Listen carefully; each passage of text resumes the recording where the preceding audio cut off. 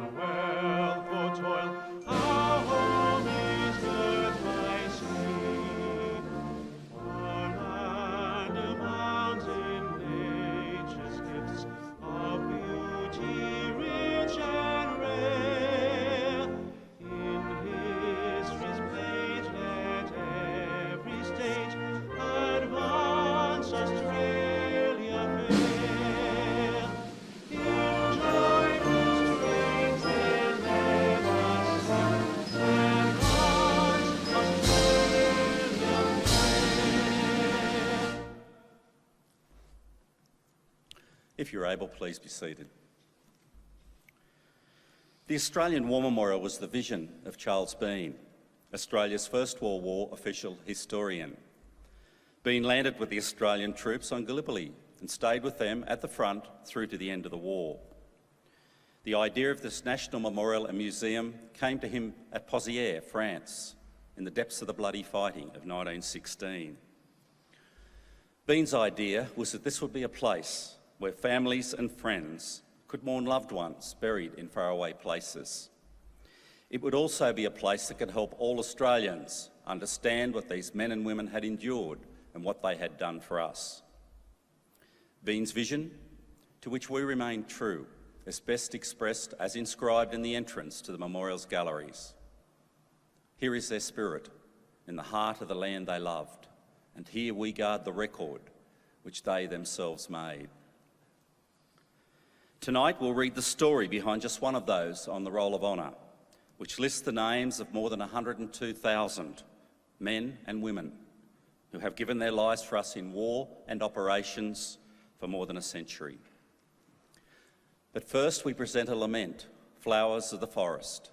Wreaths and floral tributes will now be laid at the base of the Pool of Reflection.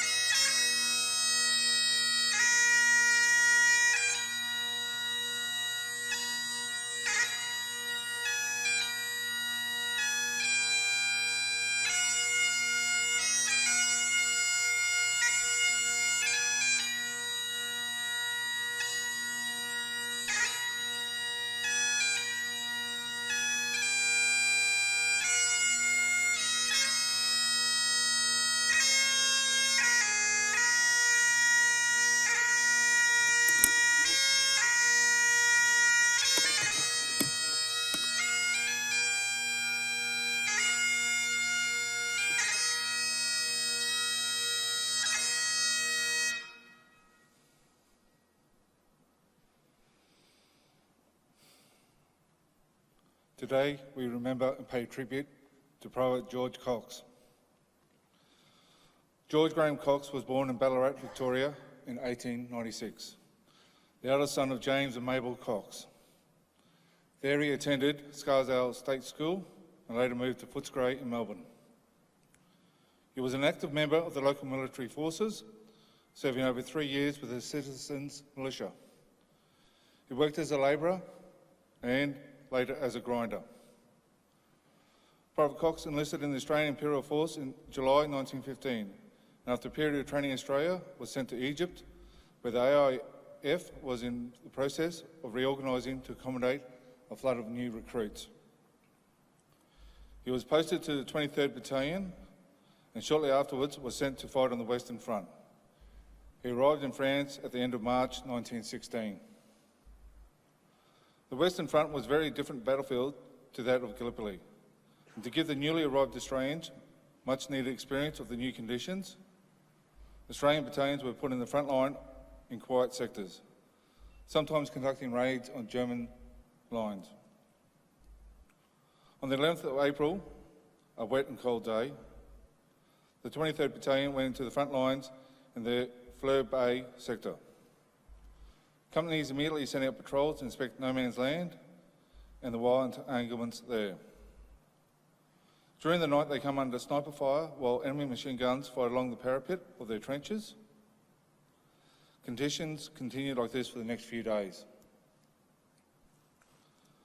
On the 13th of April, while the man of the 23rd Battalion was still in the front line, the Germans fired 7 high-explosive shells near their position.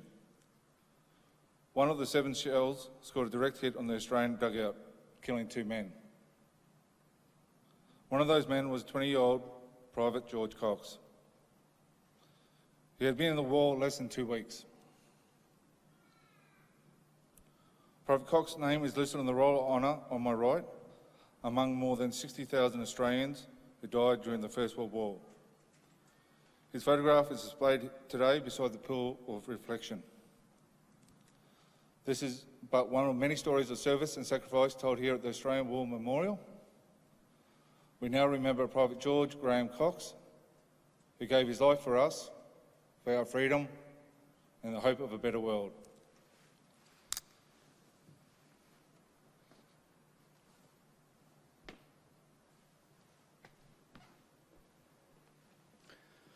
Please stand for the reading of the ode and the sounding of the last post.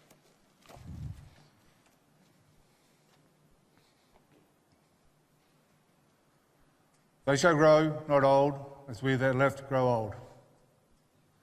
The garment, correction. Age shall not weary them, nor the years condemn. But going down the sun and in the morning, we will remember them. We will remember them.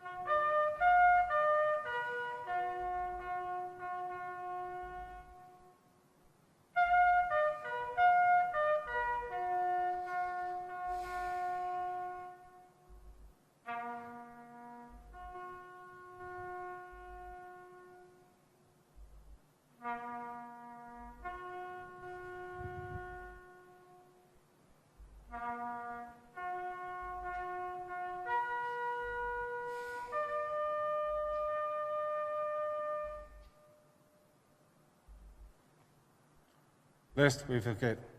Lest we forget.